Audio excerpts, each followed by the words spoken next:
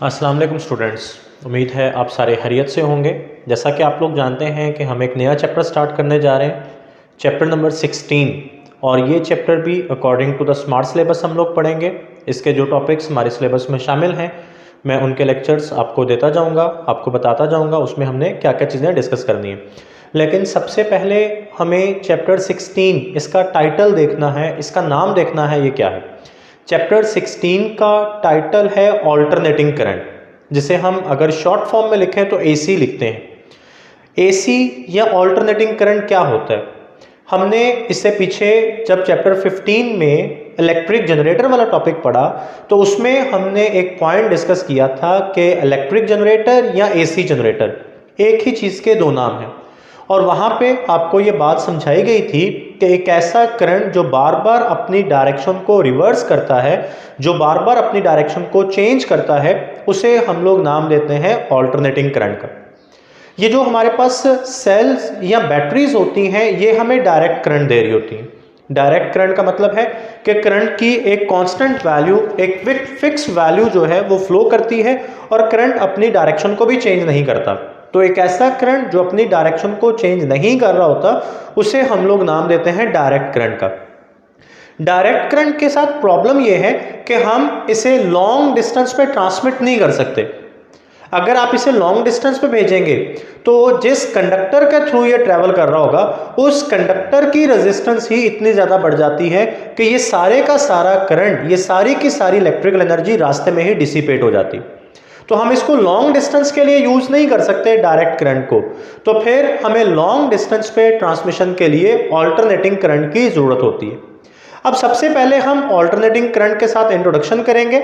हमारा आज का जो लेक्चर होगा वो इंट्रोडक्टरी लेक्चर होगा कि ऑल्टरनेटिंग करंट क्या होता है।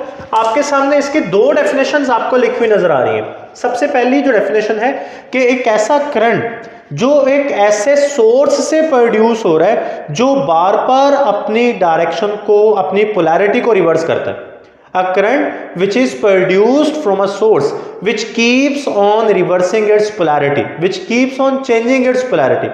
एक ऐसा करंट जो एक ऐसे सोर्स से प्रोड्यूस हो रहा है जो बार बार अपनी पोलैरिटी को चेंज करता है, उस सोर्स से प्रोड्यूस होने वाले करंट को नाम दिया जाएगा ऑल्टरनेटिंग करंट का।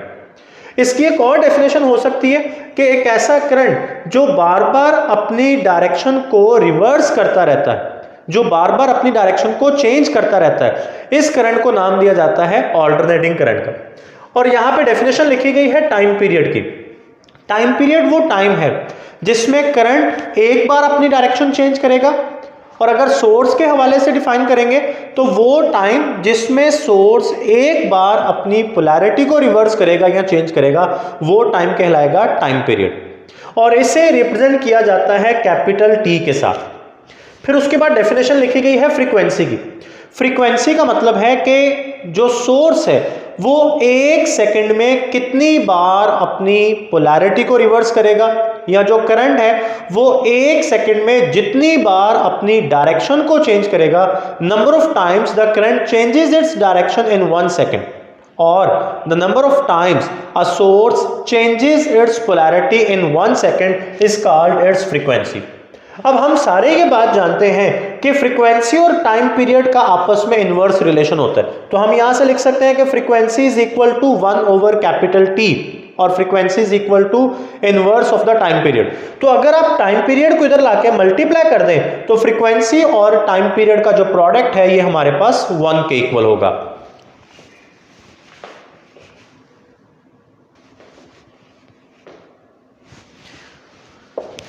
स्टूडेंट्स, मैंने आपके सामने जिक्र किया एक ऐसा सोर्स जो बार बार अपनी पोलैरिटी को रिवर्स करेगा, उस सोर्स से प्रोड्यूस होने वाला करंट कहलाएगा ऑल्टरनेटिंग करंट। ये आपके सामने दो छोटे से सर्किट्स यहाँ पे मैंने बनाए हैं, और यहाँ पे अगर आप नोट करें तो पहले हम यहाँ पे सिंपल एक बैटरी लगा रहे थे, बैटरी या सेल लगा रहे थे, और उससे हमारे पास जो करंट फ्लो करता था वो from the positive to negative terminal of battery. अभी ये यहाँ पे जो सोर्स लगाया गया है ये ऑल्टरनेटिंग सोर्स है, इसको हम नाम देंगे ऑल्टरनेटिंग सोर्स। मतलब एक ऐसा सोर्स जो बार बार अपनी डायरेक्शन को रिवर्स करेगा, चेंज करेगा, वो कहलाएगा ऑल्टरनेटिंग सोर्स। तो ये हमारे पास एक ऑल्टरनेटिंग सोर्स है। देखिए जब हम इसको स्टार्ट करते हैं तो फर्स्ट हाफ टाइम पीरियड के लिए इसका ये ऊपर वाला जो टर्मिनल है ये पॉजिटिव है और नीचे वाला जो टर्मिनल है ये नेगेटिव है। तो यहां से करंट आएगा और इस डायरेक्शन में फ्लो करेगा। तो अगर हम इस रेजिस्टेंस को नोट करेंगे तो रेजिस्टेंस में से जो करंट है ये डाउनवर्ड डायरेक्शन में फ्लो कर रहा होगा। लेकिन जैसे ही हाफ टाइम पीरियड कंप्लीट होगा, मतलब टाइम पीरियड का सेकेंड हाफ स्टार्ट होगा, T/2 से कैपिटल T तक ये सोर्स फौरी तौर पे अपनी पोलैरिटी को रिवर्स करेगा। तो इसका वो टर्मिनल जो पहले पॉजिटिव था T/2 के बाद वो नेगेटिव हो जाएगा, और वो टर्मिनल जो पहले नेगेटिव था T/2 के बाद वो पॉजिटिव हो जाएगा। अब करंट ने फ्लो करना है from the positive to negative terminal, तो करंट इधर से आएगा और इस रेजिस्टेंस में से अपवर्ड डायरेक्शन में जाएगा। तो आपने देखा कि हाफ टाइम पीरियड के लिए करंट डाउनवर्ड डायरेक्शन में आ रहा है और अगले हाफ के लिए करंट अपवर्ड डायरेक्शन में आ रहा है। तो करंट ने अपनी डायरेक्शन को रिवर्स कर लिया। अब जब अगला साइकिल स्टार्ट हो जाएगा तो फिर ये वाली कहानी रिपीट होना शुरू हो जाएगी। तो करंट बार बार अपनी डायरेक्शन को चेंज कर रहा है। क्यों? क्योंकि सोर्स बार बार अपनी पोलैरिटी को चेंज कर रहा है। अब आप में से कुछ बच्चे ये सोचेंगे कि सर इस सोर्स के अंदर ऐसा क्या है, ये सोर्स क्यों अपनी पोलैरिटी को चेंज करता है जिसकी वजह से करंट को अपनी डायरेक्शन चेंज करना पड़ती। तो ये नेक्स्ट कॉलम में देखें, सबसे ऊपर मैंने लिखा हुआ है कि जो ऑल्टरनेटिंग करंट है इसका सोर्स जनरेटर है, इलेक्ट्रिक जनरेटर, जो हम पीछे चैप्टर नंबर 15 में पढ़ के आए। और इसका एक और भी सोर्स होता है डायनमो। डायनमो का जिक्र हमारी बुक में मौजूद नहीं है, बट वो एमसीक्यू में आपसे पूछता है। अब देखें, जनरेटर की वर्किंग को जहन में लाएं। जब आप जनरेटर की वर्किंग को अपने माइंड में लाते हैं तो आप कहते हैं कि सर उसके अंदर एक कॉइल लगी होती है जो रोटेट कर रही है, और उस कॉइल का जब एक फेस है उसमें से फ्लक्स एंटर हो रहा है तो ईएमएफ और करंट पॉजिटिव है। लेकिन जैसे वो कॉइल रोटेट करके उसका सेकेंड फेस फ्लक्स के सामने आएगा तो वो फेस जिसमें से पहले फ्लक्स एंटर हो रहा था वो उसमें से बाहर निकल रहा है। तो हमने कहा था कि एग्जिटिंग और emerging flux is taken as negative. तो चूंकि वो कॉइल की साइड चेंज हो जाती है तो उसकी साइड के चेंज होने से करंट और इंड्यूस्ड ईएमएफ अपनी पोलैरिटी को और करंट अपनी डायरेक्शन को रिवर्स कर लेता है। तो करंट की डायरेक्शन, पहले सोर्स की पोलैरिटी रिवर्स हुई और फिर उस पोलैरिटी के रिवर्स होने से करंट की डायरेक्शन रिवर्स होगी। अब देखिए, जब मैंने यहां पे लिखा कि एसी ऑल्टरनेटिंग करंट का जो सोर्स है वो जनरेटर है, तो मैंने जनरेटर के लिए करंट की इक्वेशन यहां पे लिखी हुई है, I = I0 sin of theta. आप जानते हैं कि थीटा ओमेगा टी के इक्वल है, तो थीटा की जगह पे जब ओमेगा टी पुट कर दिया तो I = I0 sin of omega T. अब ओमेगा जो है ये 2πf के इक्वल है। एंगुलर फ्रीक्वेंसी और लीनियर फ्रीक्वेंसी का रिलेशन हम पढ़ चुके हैं फर्स्ट ईयर की फिजिक्स में, चैप्टर नंबर 5 में। तो I = I0 sin of 2πft। अभी देखिए, ये जो स्मॉल f है इसकी जगह पे 1/t पुट किया जा सकता है। यहां पे लिखा था मैंने, फ्रीक्वेंसी की जगह पे आप 1/t पुट कर सकते हैं। अब ये इक्वेशन 1 और इक्वेशन 2, इन दोनों इक्वेशंस को अगर हम देखें तो यहां से मैं लिख सकता हूं कि I is directly proportional to sine of theta. मतलब अगर एंगल चेंज होगा तो करंट चेंज होगा। एसी जनरेटर वाले टॉपिक में भी हमने ये बात देखी थी। इक्वेशन 2 से मैं देखूं तो मैं लिख सकता हूं I is directly proportional to sine of 2πft। अब इसमें जो स्मॉल t है, टाइम ऑफ रोटेशन, कि कॉइल कितने टाइम के लिए रोटेट कर रही है, तो ये टाइम ऑफ रोटेशन के ऊपर डिपेंड करते हुए I की वैल्यू, करंट की वैल्यू चेंज होगी। तो देखें, फिर इन दोनों इक्वेशंस को जो है वो कंसीडर करते हुए डिफरेंट पॉइंट्स के ऊपर करंट की वैल्यू फाइंड की है और फिर इसकी वेवफॉर्म ड्रॉ की गई। जैसे आप कॉइल को रोटेट करवाना स्टार्ट करते हैं, मतलब आप जनरेटर को ऑन करते हैं, तो उस वक्त आप टाइम t = 0 लेंगे। तो ओमेगा t = 2πft, यहाँ पे t 0 हो गया तो ये पूरी टर्म 0 होगी। तो I = I0 sin of 0। अब साइन ऑफ 0 आपके पास 0 आएगा तो करंट 0 आ गया। और बच्चों, जब आपके पास टाइम 0 है तो एंगल भी 0 है, थीटा 0 है, तो आप यहाँ पे फिर 0 पुट करेंगे तो साइन ऑफ 0 0 हो जाएगा, तो I = 0 आ जाएगा। सेकेंड पॉइंट, अभी आपने टाइम पीरियड के लिहाज से करंट की वैल्यू देख रहे हैं कि एक टाइम पीरियड में, एक साइकिल में करंट की वैल्यू कैसे चेंज हो रही। तो आपने इनिशियली जब टाइम t = 0 रखा तो अगला जो आप पॉइंट लेंगे वो t/4 यानी 1/4 के डिफरेंस से आप अगला पॉइंट लेंगे। तो हमने नेक्स्ट रखा t = कैपिटल T/4। इसमें मैं आपको बता दूं कि स्मॉल t जो है वो उसका टाइम ऑफ मोशन है और कैपिटल T जो है ये टाइम पीरियड है। तो यहां पे देखें, omega t = 2πf, small t की जगह पे आप कैपिटल T/4 पुट कर रहे हैं।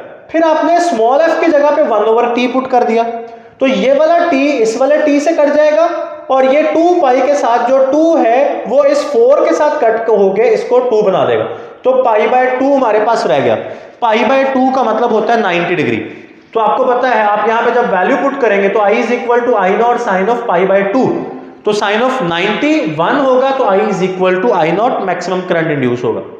और यहाँ पे आप कह रहे हैं कि जब t आपके पास t/4 है तो एंगल जो होगा ये π/2 के इक्वल आ जाएगा, तो ये यहाँ पे जब आप π/2 पुट करेंगे तो I is equal to I naught. अब t/4 0 से आप आए थे t/4 में मजीद t/4 ऐड कर लें, यानी आपने 1/4 ही मजीद आगे जाना है, तो t/4 प्लस t/4 हमारे पास आ जाएगा t/2। तो जब अगला पॉइंट जी t is equal to capital T/2, तो यहां पे स्मॉल t की जगह पे आपने कैपिटल T/2 पुट कर दिया, फ्रीक्वेंसी की जगह पे 1/t पुट किया, t से कट गया, 2 से कट गया, तो सिंपल पाई रह गया। पाई का मतलब है 180 डिग्री। तो आप यहां पे जब थीटा की जगह पे या 2πft की जगह पे आप पाई पुट करेंगे तो I is equal to I naught sine of pi, और साइन ऑफ 180 0 होगा, तो करंट फिर 0 हो गया। यानी करंट 0 से स्टार्ट होके अपनी मैक्सिमम वैल्यू पे गया और फिर वापस 0 पे आ गया। और बच्चों जब हमारे पास time half of the time period के इक्वल होगा तो कॉइल 180 डिग्री पे रोटेट कर चुकी होगी, क्योंकि कॉइल ने 360 डिग्री पे रोटेट करना है 1 टाइम पीरियड में। तो अभी मेरे पास टाइम हो रहा है हाफ टाइम पीरियड, तो अगर टाइम पीरियड का आप हाफ कर रहे हैं तो उसकी रोटेशन भी हाफ करें, 360 का हाफ 180 होगा, तो एंगल मेरे पास पाई आ गया। तो फिर एक बार साइन ऑफ पाई 0, तो करंट 0। अच्छा, जब मेरे पास जो फोर्थ पॉइंट बनेगा वो 3t/4, यहां पे ये पॉइंट नोट करें, जब आप एंगल लिख रहे होते हैं तो 3π/2 आता है, लेकिन यहां पे जब आप टाइम लिख रहे हैं तो 3 टाइम पीरियड ओवर 4 आएगा, क्योंकि हमें यहां पे 0.75t चाहिए, जबकि एंगल में हमें यहां पे 270 डिग्री चाहिए होते। तो देखिए आप यहां पे स्मॉल t की जगह पे जब 3t/4 पुट करेंगे और फ्रीक्वेंसी की जगह पे 1/t पुट करेंगे तो t से कट गया, ये 2 इस 4 को 2 बना देगा, 3 ऊपर मौजूद है तो 3π/2 आ जाएगा, जिसका मतलब होता है 270 डिग्री। तो साइन ऑफ 270 -1 होगा, तो करंट 0 से होके आप अपनी नेगेटिव मैक्सिमम वैल्यू पे जा चुके हैं, यानी करंट अब अपनी डायरेक्शन को रिवर्स कर चुके हैं। तो बच्चों जब करंट अपनी डायरेक्शन को रिवर्स कर चुके हैं या आप 0.75 कैपिटल T पे आ चुके हैं, तो तब एंगल 3π/2 है। तो यहां पे जब आप 3π/2 पुट करेंगे तो I is equal to minus I naught आ जाएगा। यह मतलब करंट अभी अपनी नेगेटिव मैक्सिमम वैल्यू पे आ चुका है।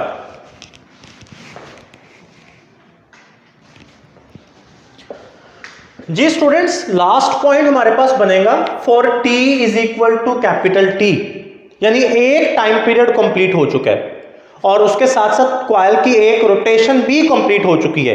टाइम पीरियड बेसिकली वो टाइम है जिसमें कॉइल ने अपनी एक रोटेशन को कंप्लीट करना।